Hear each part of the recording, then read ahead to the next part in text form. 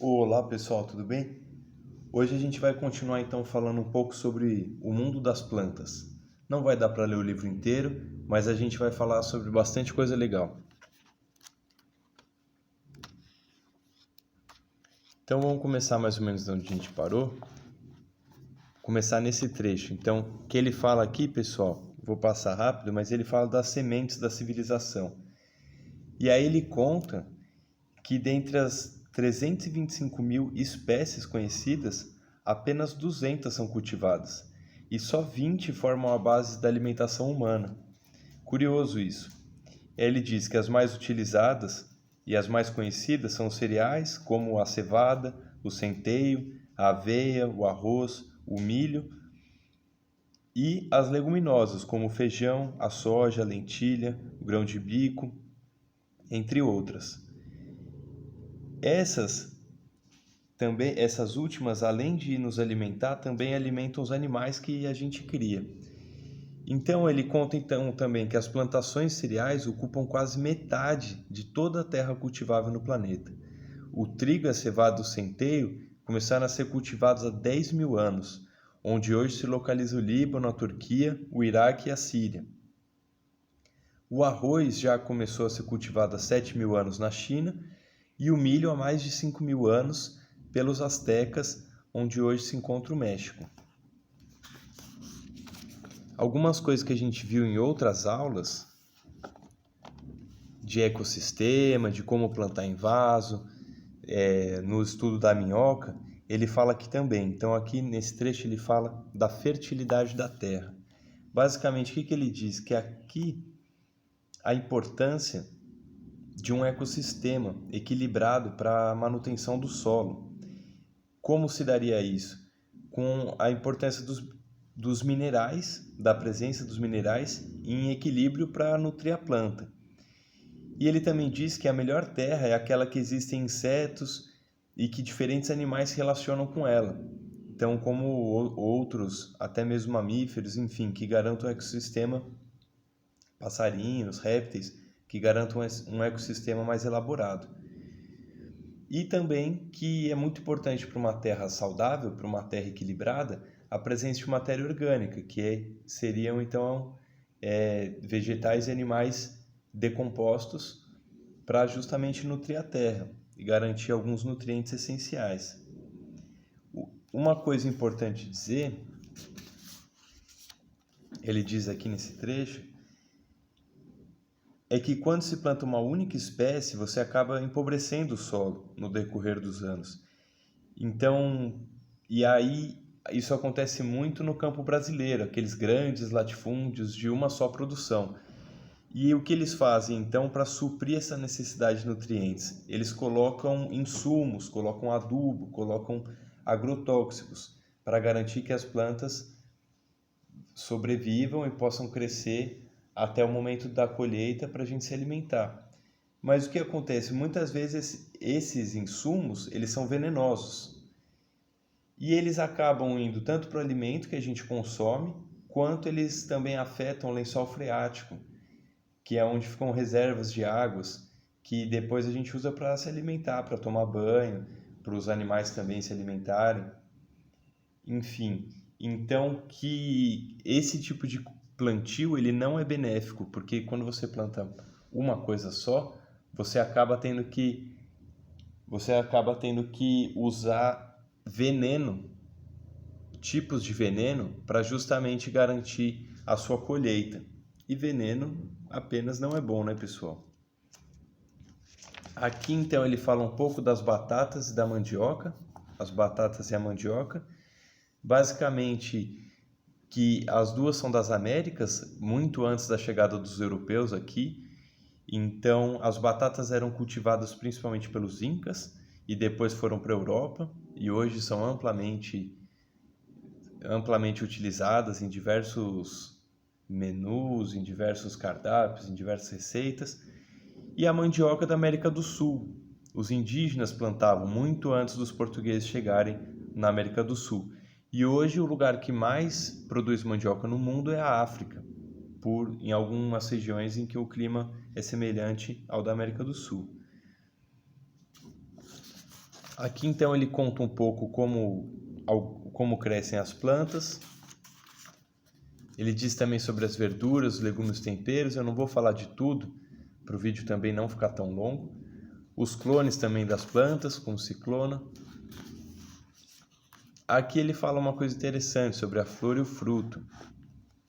Eu vou ler aqui para vocês. Os órgãos do pólen, eles saem das anteras e são levados pelo vento ou pelos animais até outra flor da mesma espécie. Então o grão do pólen cai no estigma da flor e cresce, formando o tubo polínico, que entra no ovário da flor e chega até o óvulo. Por esse tubo deslizam o núcleo do tubo e 2 gametas masculinos, que encontram o gameta feminino, e outros núcleos que contêm genes. Depois, um gameta masculino se une ao feminino e gera-se o ovo. O outro gameta masculino se une aos outros núcleos e forma as células com alimento. O ovo cresce, produzindo um embrião rodeado de alimento e protegido por uma casca, que é a própria semente.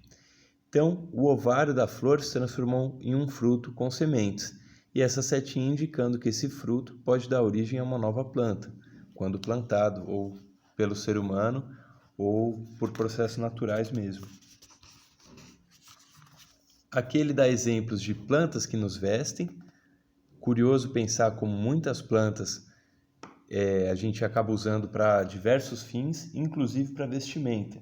Ele diz que talvez a vestimenta mais antiga tenha sido de cascas de árvores e que até hoje alguns povos originários utilizam cascas de árvores para se vestir. E que hoje em dia a planta mais utilizada para vestimenta é justamente o algodão. Tudo bem? Entre outras. Aqui então ele fala um pouco da semente, ele vai falar um pouco da germinação. A gente falou disso em outra aula. Eu ensinei vocês a plantar semente de feijão e tem uma outra atividade que eu ensino a plantar semente do milho também, né? Que é basicamente o feijão, o milho, qualquer semente precisa de um ambiente favorável e de água para justamente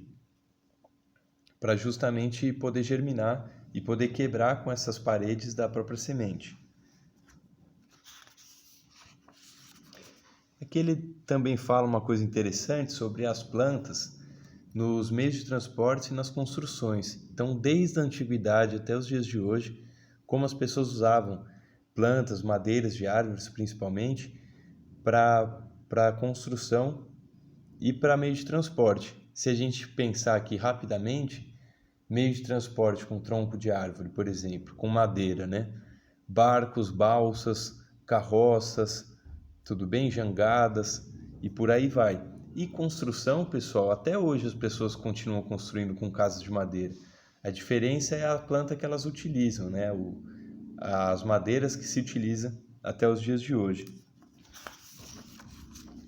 Ele diz aqui um pouco sobre as plantas sem flores, as plantas que limpam e perfumam. Então, se a gente pegar todo tipo de perfume que as pessoas usam hoje em dia, elas vêm de alguma planta. Muitas delas são retiradas da floresta amazônica, inclusive, que eu já disse tem uma grande biodiversidade animal e vegetal. E limpam também porque muitos produtos de limpeza, aquele cheiro, muitos são artificiais, mas eles são baseados, são imitados de plantas.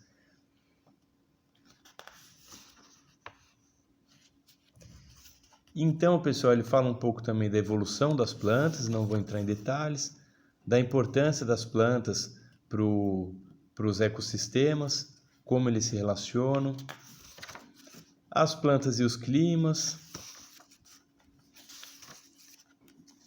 como elas variam, que nem eu falei naquele primeiro vídeo, como as plantas variam a sua adaptação ao clima e como elas são diversas e diferentes, de acordo com o clima que elas estão. Ele diz então que as plantas nos ajudam a criar e, por último, aqui ele fala sobre o ambiente natural e como a gente tem responsabilidade sobre ele e como a gente depende dele também. Quantos exemplos eu dei, por exemplo, de usos que a gente faz das plantas desde a antiguidade até os dias de hoje. São muitos, né? Então a gente tem que ter uma responsabilidade muito grande com relação ao que a gente consome, que vem da natureza. Inclusive da maneira como a gente consome. Enfim, e aí aqui ele dá alguns experimentos, o que a gente pode fazer para cultivar, por exemplo, algumas plantas, algumas ervas no nosso jardim. E se vocês voltarem lá no começo das nossas atividades, vocês vão ver que eu dei alguns exemplos já, de algumas possibilidades de plantar algumas ervas, algumas plantas, algumas verduras em vasos, no nosso jardim, em casa mesmo. E inclusive algumas brincadeiras, algumas possibilidades de desenhar plantas, de utilizar como ornamento, né, como decoração e por aí vai. Pessoal, o vídeo ficou longo, mas eu acho que ficou bacana.